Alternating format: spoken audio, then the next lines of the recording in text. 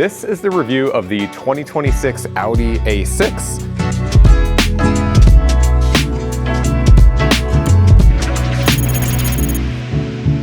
This is the sixth generation of this car. They actually call it an executive car over in Europe. It's a whole class of vehicles that aren't small sedans, but they're nicer, larger sedans. I probably should have worn a suit for this video, but I told myself I'd never do that for my job.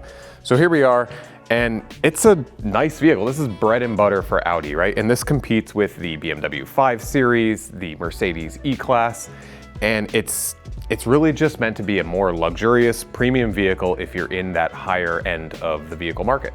So this car is now on what Audi is calling the premium platform combustion platform. So it's kind of an updated version of what they've been using before, but they're calling it all new. Audi is actually updating the bulk of their model line right now, and the A6 is just the latest one to come through our test program, but we've recently tested the Q5, the A5, the Q6, the A6 e-tron. There's a lot of different Audi models, and this one's just the latest, but this is pure combustion, just more of a traditional sedan. So we bought a 2026 Audi A6 Premium Plus with the S-Line package, and the base price for this car is $64,100. The gray paint is $595. The Premium Plus trim is $3,400. The S-Line pack, which gets you the bigger wheels, is $2,450. $830 for extras. Tack on $1,295 for the destination fee, and it brings you to $72,670. The final assembly point for this vehicle is Neckarsulm, Germany. So let's talk about the styling and just proportions of this vehicle a little bit. It's actually pretty similar size to the outgoing A6. The wheelbase, according to Audi, is the same. So it hasn't really grown in any meaningful way in that way. But as Audi tends to do, it's a pretty traditional design. It's not going to stand out. Something like the 5 Series that it competes with really leans into the boldness of its design. And then you have the E-Class, where it has this like stately feel to it. This is more, while nice, a lot more under the radar. You're not gonna be as noticed or as flashy driving this around. But up front here, they've got these kind of new sleek headlights and the big grille, all that. What I think is really interesting is this like stamped metal piece in the headlight. I don't think I've really ever seen that before. It almost looks like something you'd make as like a prototype part or something. As you go around the side of the car, again, pretty traditional in its shape and proportions, just a solid sedan. It's got kind of the rear-wheel drive proportions, right? That whole dash-to-axle thing where you get a little space here. So it just has a really good look to it. As you walk around the vehicle, just to remind you what you bought when you get in, Audi A6 on the B-pillar, so you get that. But as you come around, I think maybe one of the most controversial, if you can even say that, things about the design of this vehicle is the way they split the rear taillights. You now have this like upper part here, which is actually OLED in there, so they can kind of do some funky things with the design. Probably super expensive to replace that, but they split it up, so you have just a little bit of a different look for an Audi back here. And then to cap things off, you have their new flat kind of ring badge design here. Something unique to the A6 in this segment, and a change from the previous A6, is it now comes standard with a V6 engine, and it's a 3-liter turbocharged engine, and it makes 362 horsepower. It's connected to a 7-speed dual clutch transmission, which we'll talk a lot more about when we're driving. But I was pretty excited about this when we knew we were gonna buy this car, because we tested the 5 Series and the E-Class with their base 4-cylinder engines, but that's not an option here anymore. It's just 6-cylinder, at least here in the US. And what's kind of neat is if we just rip this off here, the turbocharger is actually in the valley of the engine. So you might hear this be referred to as like a hot V or something like that. But basically the turbo is inside the bank of cylinders. It's a V6 right here. And that means the runners for the intake and things like that are shorter. It's supposed to produce less turbo lag. And I will say, and we'll get into it more, but the power delivery is super smooth, it's powerful. Even if you buy the base trim of the A6, you're gonna get this 3-liter V6. So the interior of the A6, it's a generally pretty nice cabin, as you would expect, especially for $73,000. I think what is a little interesting about it, and they essentially copy and paste their interiors from one model to the next, if you get the less expensive A5, for example, you're gonna end up with a very, very similar interior with the controls and the layout and the screens. I think what's maybe disappointing on the surface is some of the fit and finish details. You do have really nice seats, the leather covered, center console and things like that are nice. What I do still see Audi doing a ton of is the shiny black plastic. It is everywhere in here. You didn't buy the passenger screen, so instead you get this giant shiny piece of black plastic to stare at or hit your knees on because this sticks out pretty far. I don't know, that's kind of disappointing to see. It's gonna scratch, get fingerprinty, all that. And then it's all over here on the dashboard and center console as well.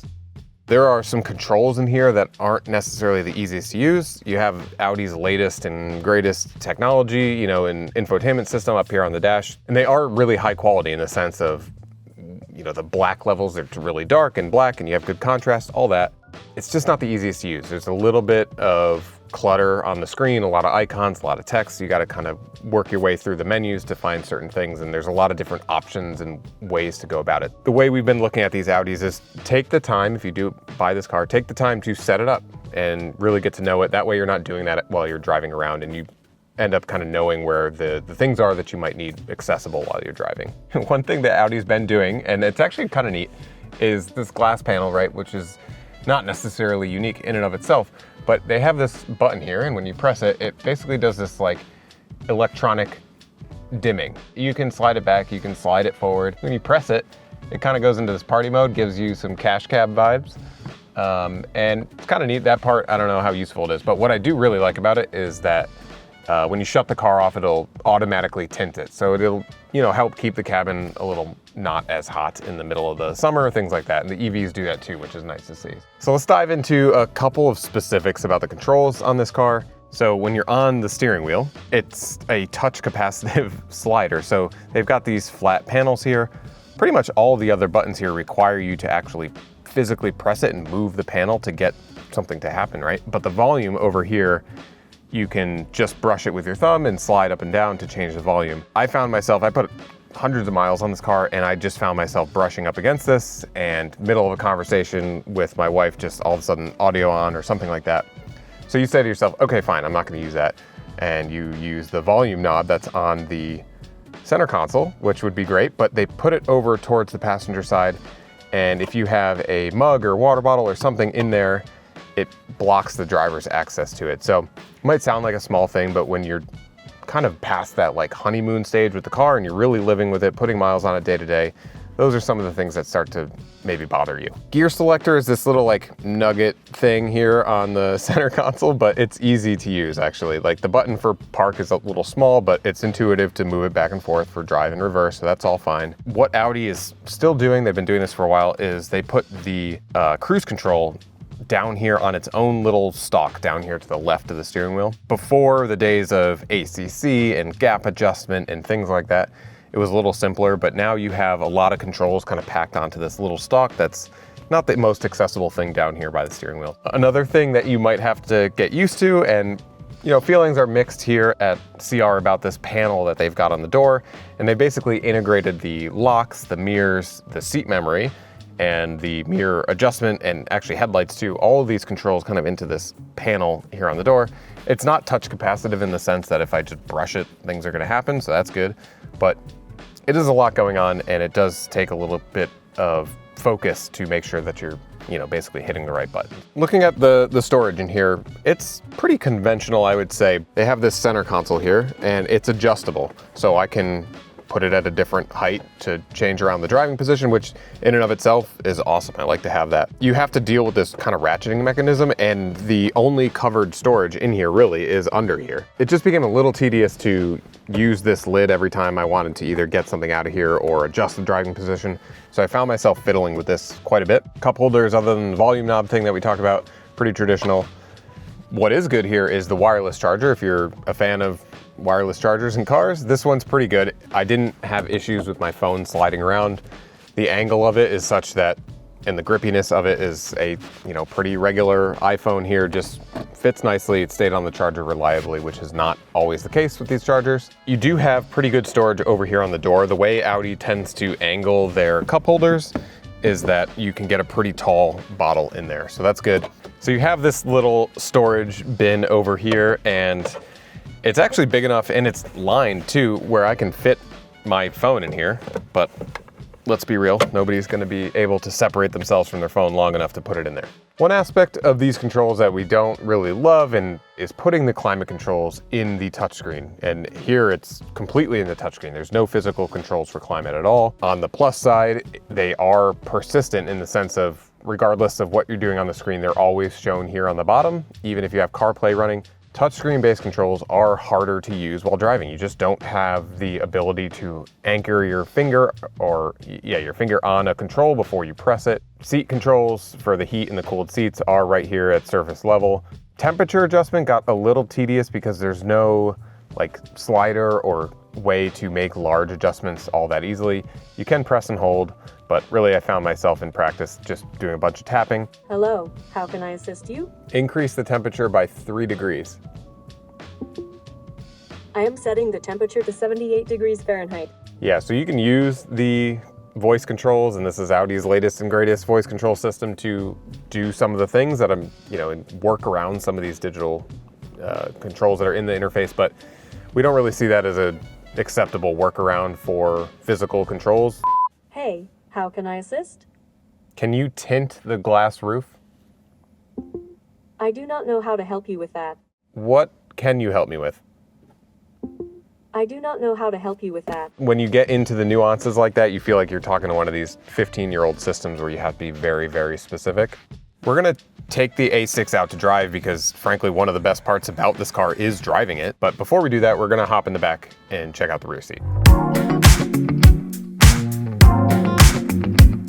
In the back of the Audi A6, when it comes to these mid-size or executive sedans, you might be under the impression that you're gonna get a bunch of rear seat room and just a really comfortable rear seat. And when you look at the Mercedes E-Class, the 5 Series, this car, you get back here, it's actually tighter than you might expect. This seat it's pushed back a little bit to aid in ingress and egress, but essentially this is the legroom. I'm 6'1", and the seat is a little bit low.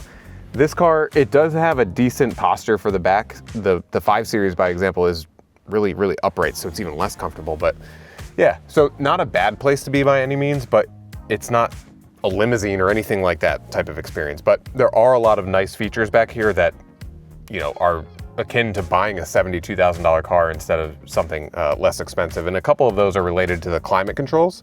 So you have a full panel down here that kind of looks like the equalizer on an old boombox or something, which is kind of cool. But and it's super low, which is maybe not the best, but the point here is you have 4 climate control zones in this car. So each rear passenger has control of their own climate system. They can set the temperature, the fan speed, put it on auto, all that. Heated seats. You even have little vents up here on the B-pillars of the car. So, this isn't your basic rear seat space. It's actually quite nice. And the seat itself, although being a little low, is soft, pretty comfortable, holds you in place pretty well.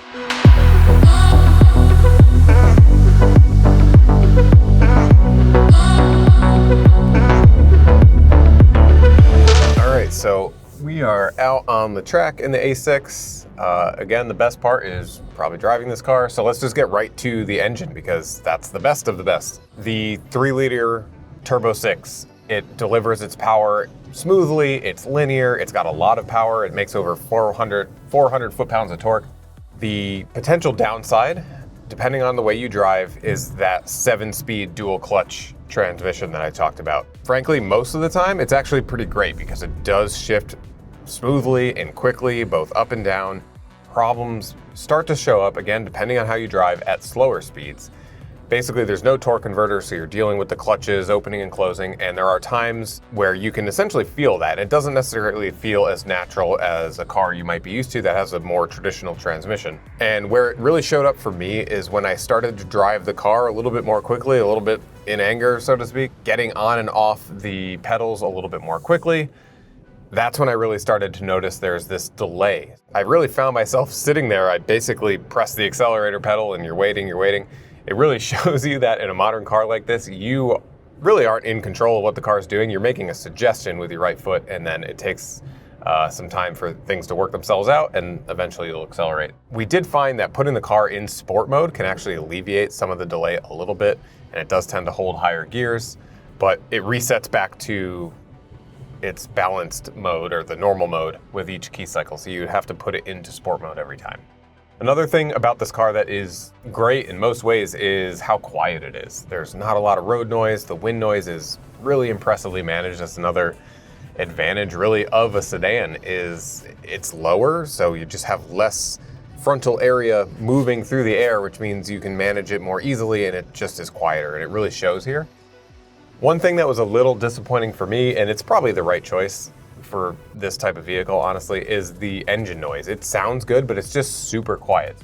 So let's talk about the seats. Audi tends to do really good with the seats. They're comfortable, they're well shaped, and that's true here too. I drove this for hours on end and didn't really find myself having any odd pressure points or feelings of, not being properly supported. So it can feel a little firm at first when you get into the seat, but it did tend to hold up, at least for me personally, for a longer drive. I do really like how the bolsters are shaped. It really helps you kind of hold or be held in place as you're going around corners, things like that. And then a lot of these more premium vehicles, they give you a little like thigh extension thing on the bottom of the cushion that you can extend out and just support your legs more. So if you're taller like me, that can come in handy. The handling, so it's a low car, even though it's not an EV, so you're not getting that like low battery CG or anything, but it's just a well-handling vehicle. And I think when we're comparing it to the 5 Series and the E-Class, both handle well, but this is probably the most engaging to drive. And even though it's a pretty isolating experience, this is a luxury car, you do get a little bit of feedback through the steering wheel. The weighting of the effort when you're diving into a corner, it feels pretty good, and you just feel confident driving it. This car actually really excels when you get it on the highway and you're just doing you're doing miles. You're covering long distances, and some of that's the steering, right? I'm not having to constantly manage the steering, keep it in a straight line. It just tracks straight, but also the ride. It's pretty firm. You're gonna feel bumps, and especially with this S-Line package that we got, you have a little bit larger of a wheel. It gets better the faster you go. Talked about the transmission, it's better at speed. The ride, firm at low speeds, you're feeling bumps when you're driving around town, hitting potholes or sewers or things like that, but you get out on the highway and you start encountering the types of features you might hit on the highway, like these transverse ridges and bumps and stuff like that, and it just soaks them up really nice, and the body control is super stable. The only thing that might not be that great for a road trip is the fuel economy, and it's rated by the EPA for 23 miles per gallon combined, and that's definitely a difference between this car and the 4-cylinder versions of the 5 Series and E-Class that we tested that did pretty decently for fuel economy. I was able to squeak out like 27, 28 when I was strictly driving on the highway, but that took effort. And then the second I got off the highway and I really started driving the car in more of a rural stop and go, these types of things, just tank the fuel economy. When it comes to safety and driver assistance, the A6 comes with basically everything you'd expect at this point, standard. And that's great. It's things like automatic emergency braking, blind spot warning, rear cross traffic warning. And Audi does take a pretty unique approach to their lane keep, or LKA, system. The way it seems to react to curves is when you have LKA on, it doesn't react to the inside of the curve the same way it reacts to the outside of the curve. If you're gonna drive the car in a little bit of a sportier, spirited fashion, that's kind of a good thing because you're getting close, you're apexing turns, right? So you're getting close. And that way, if you can still have that system on, and it's not gonna bug you when you're just driving the car a little bit more in a fun way, right? A great aspect of this car, and it definitely outshines the BMW and the Mercedes in this way, is visibility. So you have really thin A-pillars here, and the profile of them, on both the driver and the passenger sides, are angled in such a way that you're looking at like the slimmest version, if you will, of the A-pillars. And then the mirrors are mounted on the door, and that's awesome because then you end up with a little bit of like a visual gap between the pillar and the mirror. Some cars, most cars really, they're up on the mirror, and so you just end up with this big blind spot in that area. From there, it's basically just a traditional sedan shape, so you get pretty usable side windows, and even at the back, there's a nice quarter window, basically between the rearmost of the car and the rear door. And then the C-pillar, the rearmost pillar of the car, is pretty slim too, wrapped up with a pretty large rear window. So all in, just, you know, it's not trying to do anything crazy with the styling that inhibits your visibility, and it really shows and just makes the car easier and more pleasant to drive.